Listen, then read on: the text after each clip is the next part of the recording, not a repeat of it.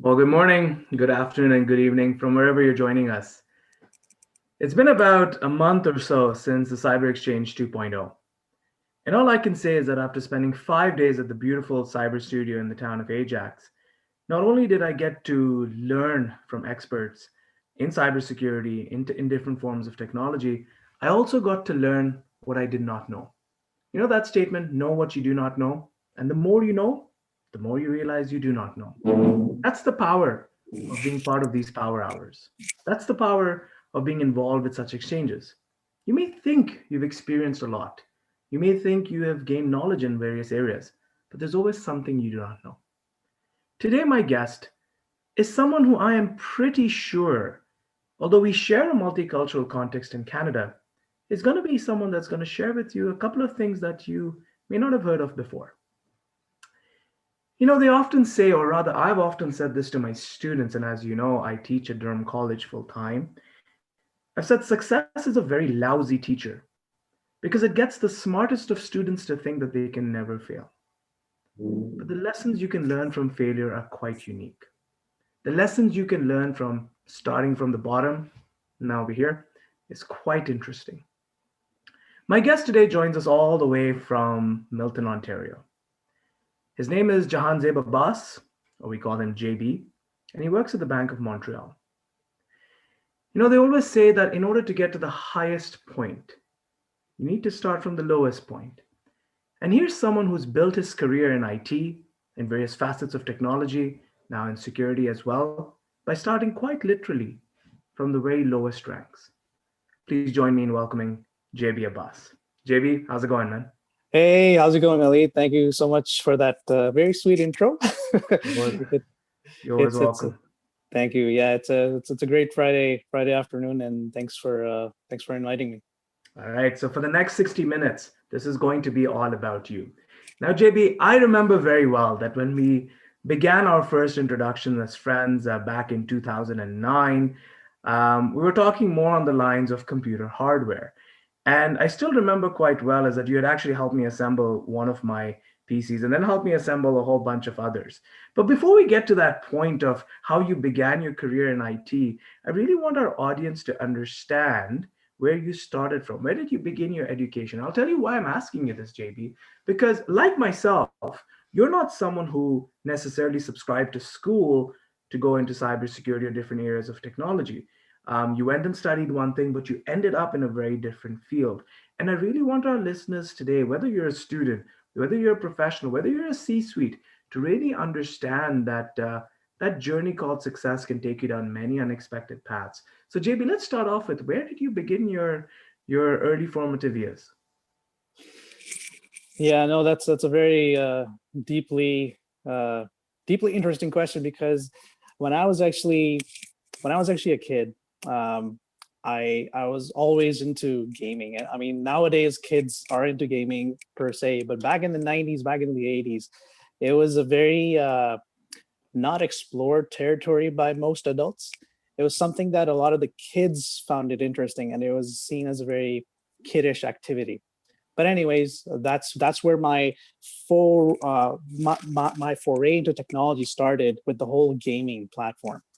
Of course, when it comes to gaming, there's the hardware component of it, which really got me interested.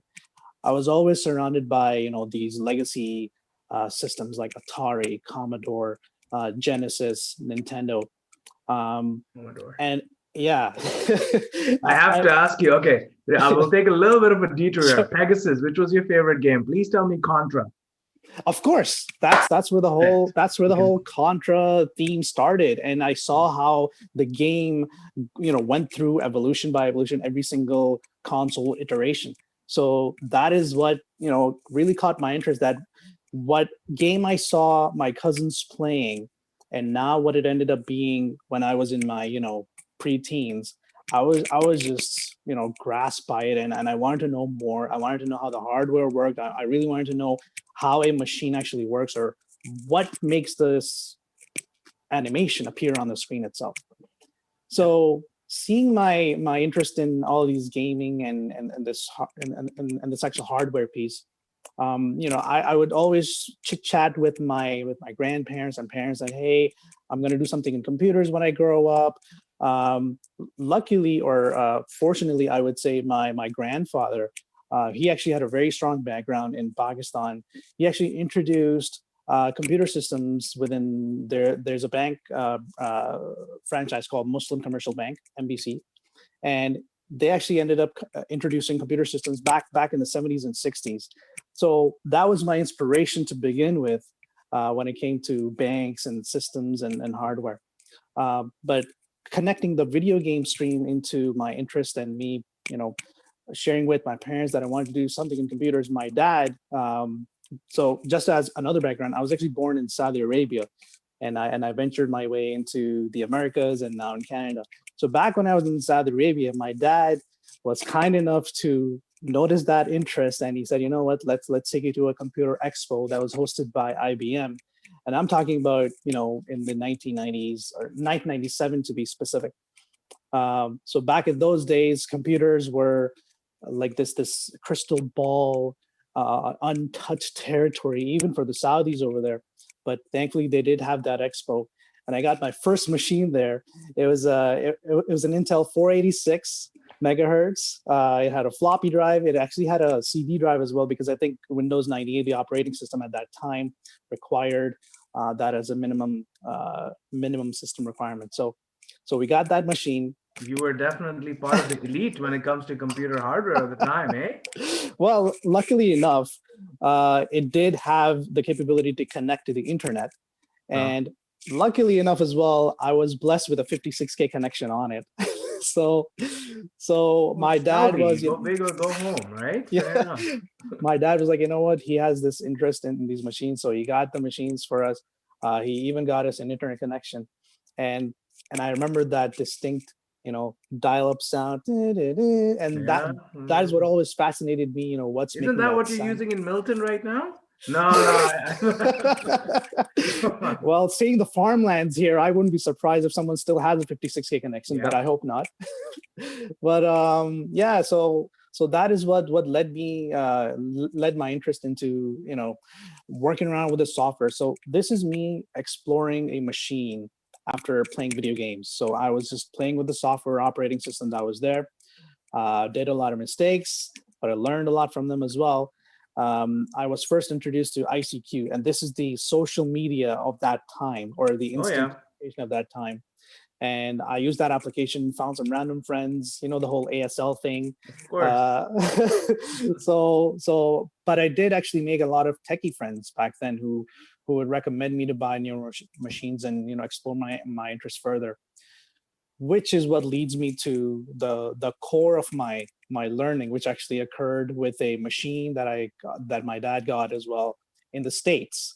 So we migrated to the States after a few years, and that is when we got a hold of this Celeron machine with 633 megahertz with the Windows Millennium Edition operating system. Now, if someone is to Google, if someone is to Google how bad this operating system was, this was the elite of all the bad operating systems out there. I mean, it would work when it would work, but it would hang, it would give you the blue screen of death. That's where the whole concept of BSOD started. But what's funny is, as bad as it was, me and my family and me personally, I learned a lot from that operating system. I used to game on it. I used to code on it. That's where I actually learned my first HTML coding techniques by just looking at the web pages and exploring online. That's where I learned how to recover data, coming up with strategies. I mean, you're talking about in a family of 5 who are using this one computer that keeps on crashing. So you have to have some certain strategies in place. So that's where I learned a lot of that technique. If there ever was a moment to sort of personify what bootstrapping means, then that's exactly it, right? Is you got to make to do with what you have. But I'm curious about something that you mentioned about the piece around you had to, you started coming up with your own data recovery strategies, and then you kind of hinted at the fact that I still remember it. You hosted a couple of sites on GeoCities, and you were the main talk of the town. I clearly remember everybody in Scarborough knew that if you want to get a website made or you want to get a computer, you go to JB. Yeah. What got you into realizing, hey, there's something called this website, and I can start to post content there and lead all my ICQ followers to my GeoCities page? How did that happen? So that basically occurred, I mean, as I said, I was a gamer, right? Yep. So I had this additional following of folks that would game with me, and at that time we didn't have Facebook or anything, but due to word of mouth online gaming platforms, we were able to spread the word. Go to this site, visit the site, add more content if you want, add comments. Yeah. So that social media marketing sort of started back in the days when we didn't have a lot of exposure to the corporations. I mean, GeoCities itself, it got acquired by Yahoo those days, but that was the only acquisition of those times. But what actually led my interest into computer building goes back to this experimentation of what I was doing with this HP 633 megahertz Celeron machine. When the time came to actually, do some upgrades for my video game needs, this crystal ball opened up and I saw the insides, and Yeah. that is what just acquired and just pulled me in. And I said, you know what, if these corporations are making these machines, maybe I could explore and look into building some of my own. Yep. And thankfully, when I googled around, there was a big market out there for custom built machines. Yep. And that is when, coincidentally, I kept on experimenting. I made my own machines, and that is when I also met you, right? And you got my number from someone, and that's Yeah. when I built machines for you, and that's the whole journey behind all that. And then I stole some market share from you and started building machines too. So I'm sorry about that, because that led to you having to get a job, and then you ended up at BMO. Well, that's one. Another thing that's pretty interesting, and I'm Yeah. loving where this is going. There are quite a few questions that are coming in, but I'll deal with that shortly. I've just a little plug out and a shout out to the team at CyberX. If you are watching this on cyberexchange.ca, the lower thirds and all that look phenomenal. So thank you for doing that. This is some great productions. Really enjoying this. But JB, you mentioned something to the effect of, back then I Googled this. You didn't Google nothing. You altavisted it. And you altavisted it. Well, True story. I asked Jeeves as well, so so don't And forget web that. crawler Web and crawlers. all of those things. And listen, I think it's fair for us to even just do a little shout out to the person that connected us, Jawad Hussain. Yeah. I don't know where he's working right now. It has nothing to do with security and technology. Yeah. I think he got into finance, but he's doing He well did. for himself, and he lives in Ajax. So if he's watching, then a shout out to him. Now, JB, Okay. thank you for that. And you know what? I really appreciate the fact that you took us on this journey where you showed us how it literally began by breaking things. I often talk about this and I say, look, guys and girls, if you want to go down a particular path or you want to instrument something new in your business, you can either buy some form of technology, you can build it, or you can start by breaking it first. Whatever exists, break it, and Yeah. then see where those gaps are and what you can do as a result of that. Now, all of this led you then going through school.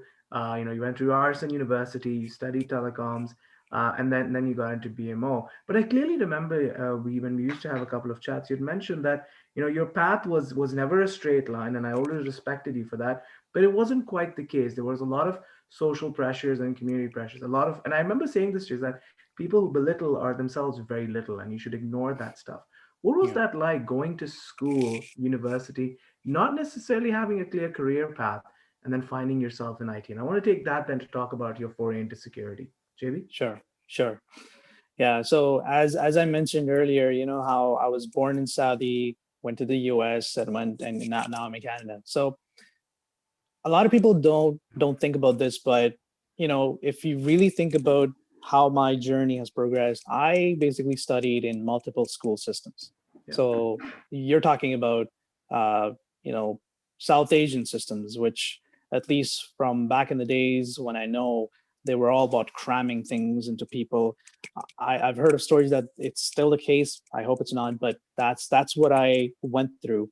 Then I went to the American system, which is a bit similar but a bit easier. And then when I came to Canada, it was more of a hands-on and learning and practicing and then reflecting sort of Yep. model. And that is what really that's something that I had a hard time with personally. It was a challenge, but it's something that really pushed my academic journey beyond, because when I started high school here, and that's when I actually reflected on how these schooling systems have impacted me over the years, and kind of slowed down my academic growth as well at that time. But then eventually I adopted to it absolutely fine. And once I did, I learned how to navigate myself through the university. Now, I know that when sometimes people, aspire, okay, I'm going to do this degree, I'm going to do this, but when you actually get to the university or colleges themselves, you end up realizing, okay, there are all these courses that I'm taking, I don't know why I'm taking them. Yeah. After a few years, it's an eventual reflection that you're taking this because there's some principles that every single course teaches you that you take beyond, and then you practice that eventually in your career. And I realized that after 2-3 years of studying within Ryerson and Seneca itself. So it's something that comes across a bit later, but don't be shocked when it does. But when you do, just know that you're realizing how to truly navigate your life eventually. Yeah, no, absolutely. And that navigation path is what's now going to take us into this world of security. At a previous cyber exchange session, when we were talking about the new for digital transformation, and we had folks from Zscaler and Palo Alto and Fortinet around, one of the things that I said is that, look, this pandemic has got us into thinking about not just what's the next product on the shelf, but really, do we even need the shelf to begin with? And you translated from an experience at Ryerson University, continuing your own work in deploying different machines and helping people customize machines, and then you landed at BMO. Can you tell us a little bit about that journey in BMO and where you're at right now? And then on the basis of that, I want to go to what seems like an eternity ago, August 2019, when you came to your first security forum at the CISO forum. So let's talk a little bit about your journey in BMO, where you're at now, and then we'll dive into the security pieces that you're involved with. Sure. Before I actually start off with the BMO journey, what I do want to point out and highlight is I learned a lot of core IT principles, and when it comes to systems and security in my education, Yep. which actually helped me really understand more, because there were a lot of case studies and applied scenarios that were shown in school, which led me to the experiences in the bank. Now, in the bank, I had a very different journey. If you go on my LinkedIn profile, you'll be able to see how I transitioned from a frontline teller, which is what I was doing back in the days when I was studying. And as I acquired higher education, my career path led me into the back offices. Then it led me into the systems team, and now I'm doing something in projects. And it's eventually led me to lead a lot of the projects at the bank itself, surrounding data, AI, and all of those fortes. But it just goes to show that as long as you have a vision in terms of where you want to go, what you want to do, using the education that you have acquired, it's quite easy to navigate once you actually get into it. Yeah. The other thing that you mentioned about the CISO forum, first of all, thank you for that invitation as well. It was something that I really benefited from as well. Now, the reason why that initiative and that conference was so important is because, so what I do right now is simply I'm basically a part of a team that maintains this application. And that application is hosted by a vendor outside of BMO. Yep. Now, of course, there's a lot of security protocols in between. There's data transmissions on a frequent basis between the bank and the vendors. Yep. Now, granted that this is a really big company, BMO, and it has an enterprise-wide security protocol in place. But what's interesting is that right before the CISO forum, BMO actually introduced this financial crimes unit. So on top of knowing that within the last 2-3 years there's been a lot of cyber attacks, a lot of data breaches, BMO actually reacted to that, and they created this unit, which basically is a brand new department, and combining the existing ones, the legacy ones, and giving it a really fresh emphasis on the importance of cybersecurity. Right. They created this mega dashboard. You know how you see in those Hollywood movies, like the FBI has this like big screen and multiple people working on things. So that's what they created. And when I actually went to the CISO forum, I actually saw a reflection of that. and how many companies are one planning to do that or want to do that. And one of the shout outs that I want to do with this transition is to CyberX, because they actually had an actual demo of how they can actually explore how the cybersecurity comes into play with this VR demo.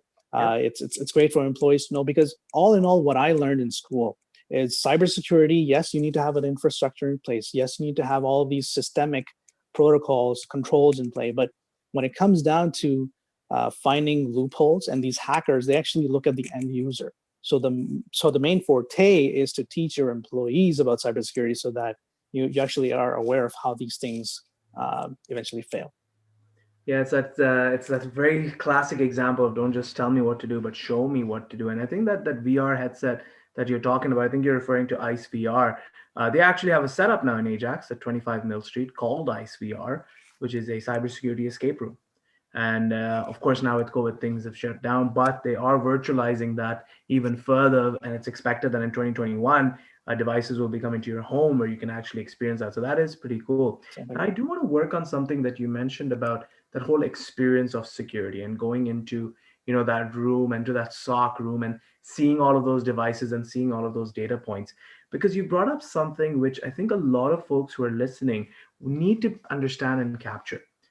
A person like yourself has a lot of experience, a lot of exposure to different architectures, different infrastructures. But how you parlay that, how you present that, you know, the line, the message is the medium, um, or the medium is the message rather. How do you present that information? How do you visualize things? How do you analyze things? Can you talk to us a little bit about your skill sets now, and when you learn something in security or you see something happening, is it just here's an email saying, oh yeah, we're noticing so and so activity, or do you go into the whole Tableau, Power BI? How do you go about visualizing and showcasing what you're seeing? So it all goes back to how or where the actual problem occurred. So as an example, when this data breach occurred in a lot of corporations, Yeah. I know that within our environment, we had a lot of memos, but I was actually exposed to a couple of teams who were doing this sideline investigation on what actually occurred with this data breach and how it happened in certain areas of the bank. Um, that's when we actually had to dig down deeper into the data itself and take a look at where the problem occurred, how it occurred. But when it comes to actually, educating the people and making them connect to the actual importance of cybersecurity, I think the way to analyze it is just to have an example from day-to-day lives. For example, um, there's an email that arrives. It has a label from a customer, and the customer is complaining, but then they have a link there. So as an untrained employee, you would say, okay, well, a customer is reaching out to us and they have this concern. They want me to click on this link. Maybe I should. So right there and then is one example where such items should be tapped at and retrained or coached. Many of the breaches that were discovered, or the root cause of them, were because of people clicking on that link or such links. Yep. Then that would use the BMO's infrastructure, internet or intranet, and that would open up a port, and that port opening would allow like the actual hacker to actually come in. So Yeah. when we saw that data, that is when we realized, what, this cybersecurity is such a big threat to the end user, or it starts from the end user, that we need to create programs. And just last year, you know how yearly attestations are shared within BMO to be completed, and one of the items was heavily emphasized on cybersecurity. But when I saw, in CISO forum, I especially the CyberX demo, I really, it really hit the nail that you need to have an environment that is very peculiar to the end user, not just an infographic that tells you what to do, but the VR demo actually helps you interact with that scenario directly, and helps you interact with every single activity that's actually there. Yeah. So it's just one of those things that people really need to catch on to. Yeah. We've heard about stories like the Carabanac gang that took close to $1 billion from banks in, I believe, in Europe. so on and so forth. Can you talk to us a little bit about what you're seeing in the finance sector when it comes to these breaches? I know you mentioned a couple of data breaches, but I want to learn a little bit more about how do these breaches happen? You mentioned one about an open port, for example, but there are other things that happen as well. End users, for example, certain practices, especially now as we work in a hyper virtual environment. Talk to us a little bit about two things. What are some of the common things that you're seeing which results in a vulnerability being exploited, both from a technical standpoint, but also from an endpoint and user standpoint? And also walk us through a little bit of the stats. What are the reports? Has COVID-19, for example, accelerated the number of breaches and threats and vulnerabilities that you're beginning to see? JB? Yeah, no, I was just gonna transition into the whole COVID scene. Part of the You didn't need to part of transition into it. We're in it, bro. no, the reason why COVID has actually increased the alert on this entire topic is because out of around 40 to 50,000 people within the bank, I would say 90 to 85% were actually working offline, meaning not remotely, but physically in offices and everywhere. Hmm. As COVID started, um, I know that our infrastructure teams really had to ramp up capacity within the VPN tunnel so that people are allowed to use the network. Now, I know that I actually saw some alerts related to how many people were logging in or how many people had to have access to certain applications on their, of course, company provided laptops, but they're still using their home internet to connect through to the actual BMO network. Granted, it was VPN and everything, but I know that one of the things that was done after the data breach was they actually secured the infrastructure. They invested a lot of money within that piece of it, but they were not anticipating all this volume of people who were going to log in remotely and actually work and use the applications virtually. So from what I know is there was a lot of pressure to expand that within a short amount of time.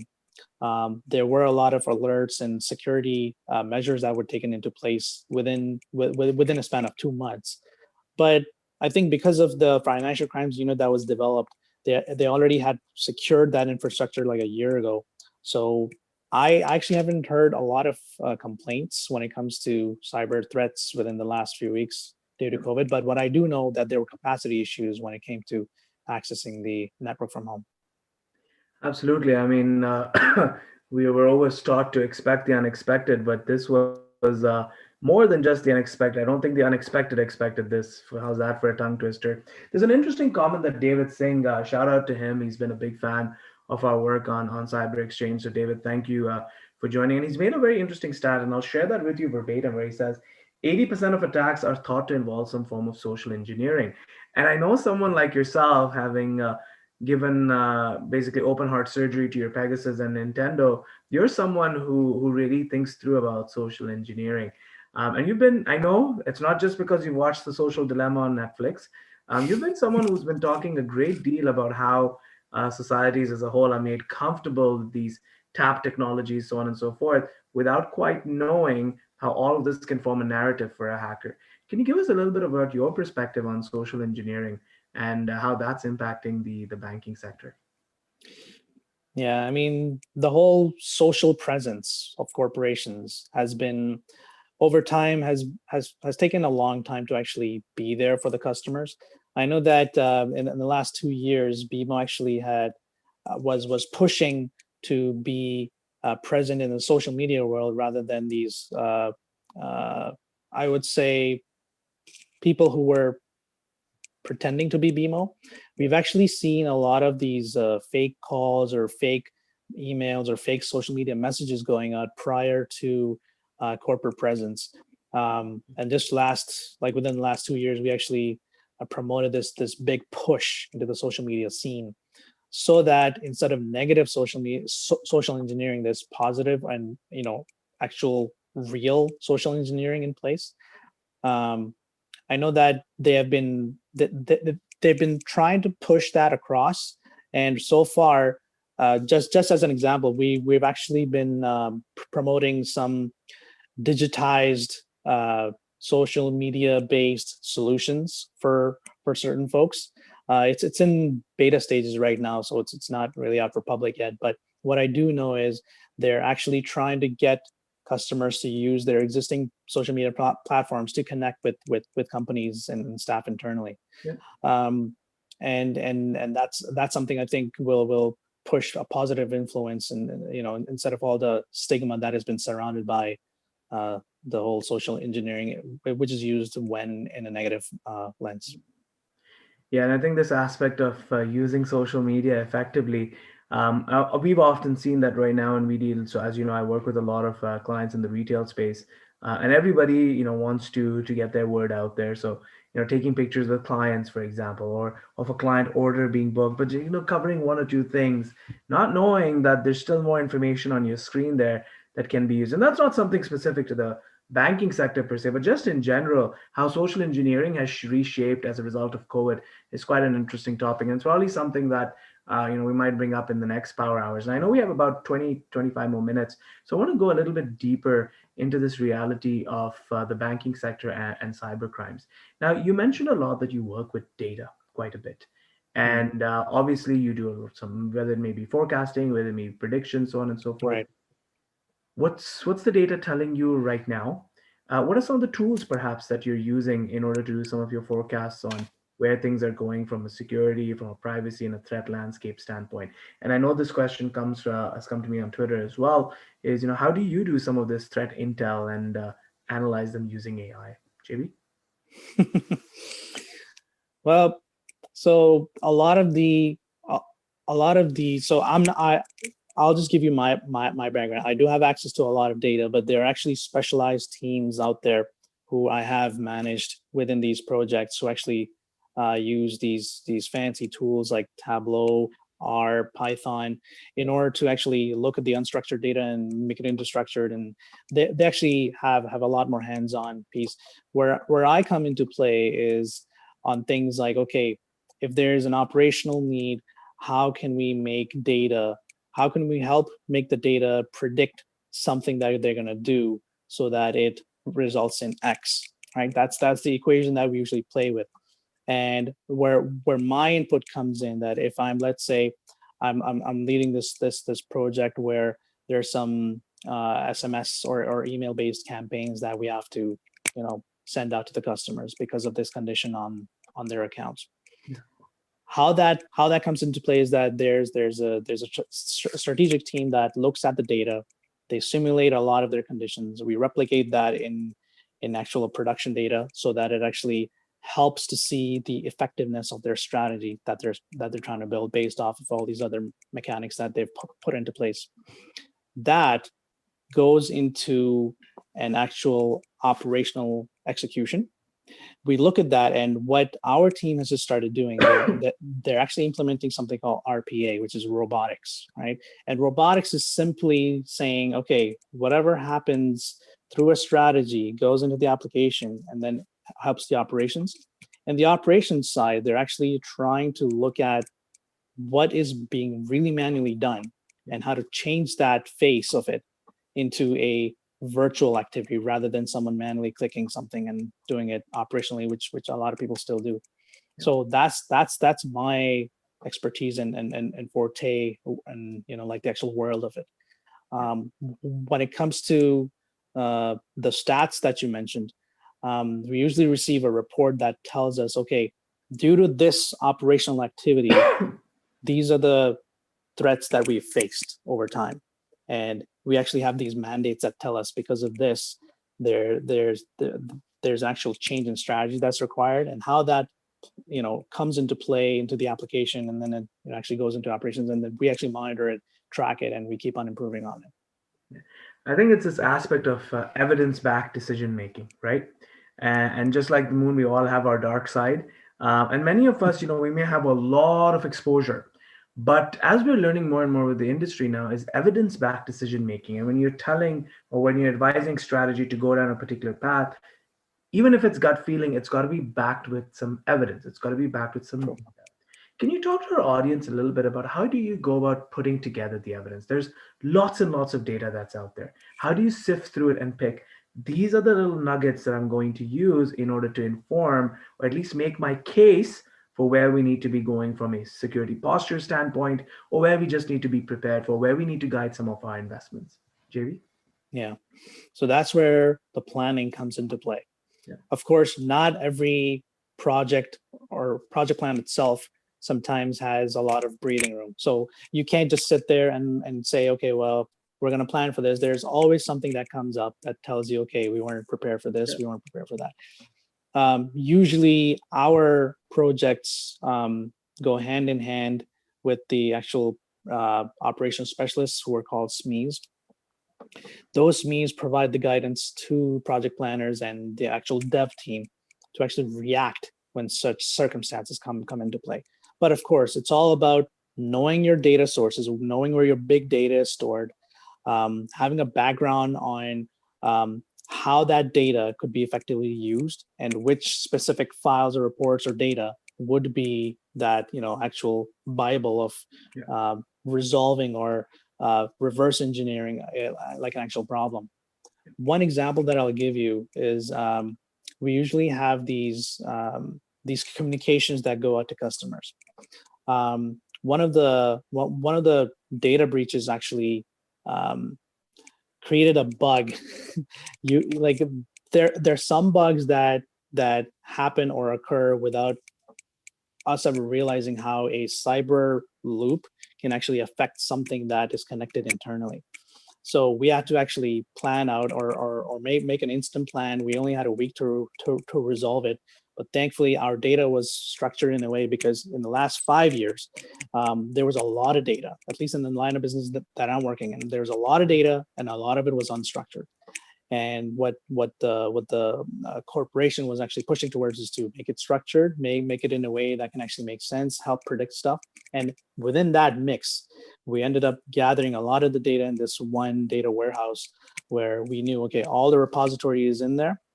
Thankfully, all the bank's data is central. So if something like this happens, which caused that impact on this one letter, we just go to that repository, we take a look at who's the specialist from the operations side, we plan that in a way so that we can actually resolve the problem. And we ended up doing that in a shorter amount of time than expected.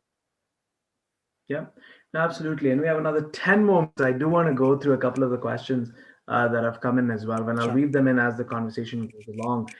The next question is sort of focused on the aspect of when you think about it now, this may not necessarily fall within your portfolio, but I definitely think you may have an opinion about this. And this is on the aspect of enterprise risk, right? And the question kind of reads of like in the event of these breaches, in the event where, for lack of a better word, a major institution like your own is kind of caught napping, where and how do you manage such risk? I know there's risk to reputation, but how do you go? What controls do you have in place to ensure that you can go back to a steady and normal state and then address what the issue was? First and foremost is acknowledging the fact that it happened. A lot of companies usually sidelined by that comment that, oh, everything's fine. There's a lot of corporate speak on that, but I know that in the last few data breaches that we did had, a lot of our executives even use that straight up language that this has happened, but we are working diligently to actually address them. In the background, there are 3 or 4 pieces of fixes that are ongoing. Of course, finding out the root cause and what the problem was, remediating actual communication with the customer or for the customer or any impacts to them. And then lastly, actually digging deeper and finding out what happened, why happened, and how can we prevent it in the future. And I've seen that happen. I've been in several of these meetings where they actually had a lot of people acquired right away. They had a lot of parallel and horizontal impactful initiatives that were ongoing, targeting a specific date, because we are, as financial institutions in Canada, we're governed by a lot of auditors and a lot of entities who are monitoring our activity so that they don't impact the customers. And based on that, I know that the bank and every single line of business who gets impacted by such threats ends up with a plan to make sure that, of course, acknowledging that it has happened and realizing that we are addressing something that we were once lagging behind, and preparing a plan so that we make sure that that doesn't happen. And obviously all of this also bleeds into your own personal awareness, right? The security, as David has already brought up, a very interesting aspect about how phishing attacks are automated using Metasploit, etc. There are different changes in the system. I mean, you were there for Global Cyber Olympics, for example, and you know about the collegiate penetration testing competition. It's all about newly engineered ways to enforce a breach or to enact something that is harmful to a corporation and an individual. How have you kept pace with developments in cybersecurity? Are you doing any certifications? Are you doing any, besides being on Cyber Exchange and speaking to everybody and watching every session, which I know you've done on the on demand? We have the data, just a Mhm. little bit. But what Sure. are you doing to stay on tune with stuff? Are you taking courses, any awareness programming? Yeah. So COVID has really allowed us to, on top of working from home, it has really allowed us to save that commute time. Yeah, And whenever that commute time is saved, you ought to use that time to acquire higher education. So I know that I've been trying to upgrade with some courses on some American universities online that are actually offering a lot of these cyber related or project management related programs. On top of that, there's some free courses out there that are available either on Khan Academy or anywhere else that you can actually go in and just learn. And I know that prior to COVID, DC Durham College was actually going to offer a lot of these courses as well. So I was actually going to take them myself, and as well as was planning to teach some at the same yeah. time. But yeah, that's basically how I'm keeping myself up to date. Um, I wanted to mention one small detail. So back when I was a kid, doing my gaming, I was actually exposed to a lot of these black hat, white hat hackers who would show me how these data breaches actually occurred. They would actually show me how to do a DDoS attack, and how to save yourself from one. So back from that and where we are now, where cyber threats are at an enterprise and corporate level, you could see how far those things have advanced. And I've actually Sure. seen a lot of tools being implemented at the infrastructure level that actually have to safeguard us from such things. Hence the importance. I think that global experience that you bring and having migrate, I think migration brings about a learning that very few can experience, right? I Mhm. mean, and you've mentioned you've been fortunate enough that it's never been forced migration. You've moved for economic gain, you've moved for new sustenance, new opportunities, but you've had the opportunity of living in different communities. Would you say that what you see in Canada's cybersecurity posture is different to what you've seen in other countries? Is it different in Pakistan?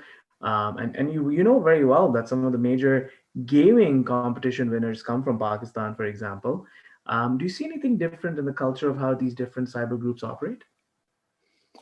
I know that I have a couple of friends in UK as well as in South Yeah, Asia who are constantly telling me on the advancements, but the lack of opportunity. So what that means is there are a lot of talented people all across the globe. I mean, especially in the South Asian community that I've been blessed to be around. And there are a lot of talented people that I've seen, and even from UK and the European Peninsula, that are constantly sharing these posts on LinkedIn or on Facebook that I keep on seeing. So a lot of talent sometimes just goes to waste because of the lack of opportunities that those countries may provide. Compared to Canada, where I've seen a lot of push, CISO Forum as an example, the old Durham region town of Ajax and Pickering's, and I've seen a lot of push towards this medium. So if the locality within Canada, meaning Durham region, even in the Halton region, I've seen a lot of push in the education sector on the cyber platform itself. I can see on our level, it's really progressive and it's pushed to the youngsters. It's just unfortunate that even though back home or in the South Asian communities, where I've seen a lot of talent, it's just they just don't have the opportunities to latch on to within the corporate side to actually hone those skills and actually practice on what they learn. yeah. And I think there's also this aspect of, when I was talking to May Kapler from Israel, and we also do a lot of work with Team 8 and quite a few folks from the Israeli Cyber Defense Force. And then they mentioned, what, a lot of the reasons why you see, for example, in Israel, in Pakistan, so on and so forth, that you see a lot of innovations in cybersecurity and technology is because it comes from a state of not having access to certain things. It comes from a point of it's the necessity for innovation, the mother of all necessity, being the mother of innovation, right? You need certain things, you don't have access to it, and then you formulate ways in which you get access to it. Now what you're getting access to, there could be a lot of different theories on what you want to access, and that will not be the subject of my power hour, but you get the point. Is that sometimes, if for state reasons, sometimes for geographical boundary reasons, if you're not able to access something, you're going to find a way to do it. And I think that comes a lot from the cultures that we've grown up in. We have another Mm. 6 or 7 minutes, and I want to delve a little bit deeper into your life, and where do you see yourself going next. One of the things that I've always mentioned, and I encourage a lot of my students to join today's session, so because look, you've got two options, right? You can either run the treadmill of success or the stairs of success, and I would always go with the latter because you feel like you're going somewhere. Where do you see yourself heading to now? You've dived into CISO forum, you've dived into different security environments. Where do you see yourself headed? That's a great question. Um, Now you can answer it by saying pre-COVID, post-COVID. That's fine. You're allowed to do. well, well, so the way I have looked at my career over the years is anywhere that you go, no matter what kind of a job it is, you need to see it as a challenge. You need to see it as a challenge, and you need to have mentors. If you don't have either pieces, and if you don't have the the crave or the hunger to grow more, to solve more things, to challenge yourself, whatever wherever you're comfortable in, then the progression that you may wonder or you may want will not come. You need to keep yourself up to date. You need to venture onto items that you're uncomfortable with. That is how you'll know your own capabilities and how your experience would come into play. In terms of where I see myself going, so I know that I've been attending a lot of these exhibitions based off of course, you've been very helpful in sharing some of those AI related Yep. uh, exhibitions, and even at BMO, they've been promoting the actual verbiage of AI, even though I haven't seen a lot of the applications in an operational side of it, at least where I am. It is slowly coming in waves, but that's the next forte, that you look at AI, you see how it helps to predict or even help you make a decision on Yep. how one should be making the decision. So it's quite interesting where it's going, and my eventual want is to do something along those lines where it's related to AI, digitization, big data, something along those lines. Yeah. Fantastic. Now, 2 more minutes, and I know there are a couple of more questions, but you know what? I'll let our audience, sort of, if they want to ask it, they can ping you on Cyber Exchange directly.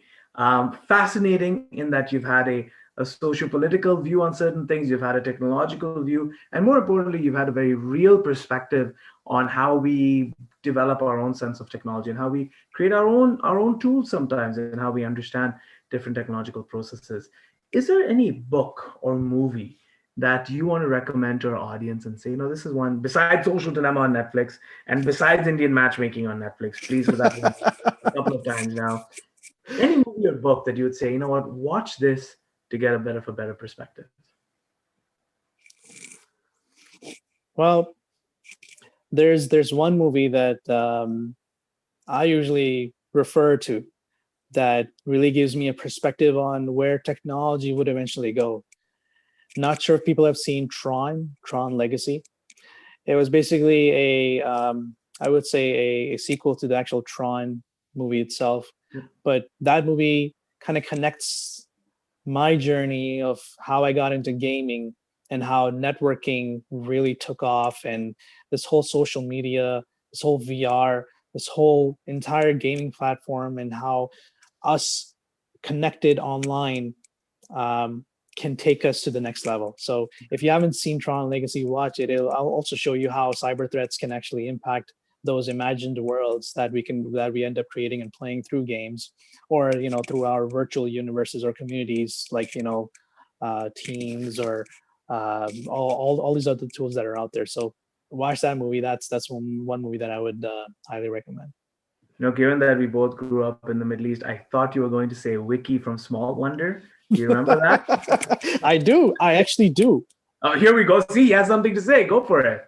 So that showed you how robots or Yeah, AI could really advance in something absolutely. like a doll, right? Like it's a show that I know that I was fascinated back in the days, and thank you for actually reminding me. But that was our first glimpse into how technology or AI in its highest Yeah, form could actually end up being part of your family and can be a member yeah, that can perform absolutely. tasks, be emotionally there, or have their own emotional, like it was a really fascinating show for its time. 100%. And to take it a step further, there were a couple of episodes where I think the father's name was Bill, I think, or whatever it was, right? And he Yeah, was worried about the neighbor being able to take control of Vicky, yeah, right? Because of those sensors that he could ping from his house, right? yeah, Because he works in yeah, the same robotics company. And that also showed you, right? This whole concept of your open network, the whole concept of using generic passwords. The case in point in all of this is that for since time immemorial, we've been talking about the limits of human intelligence and parlaying that into something else and not knowing or not giving any level of control.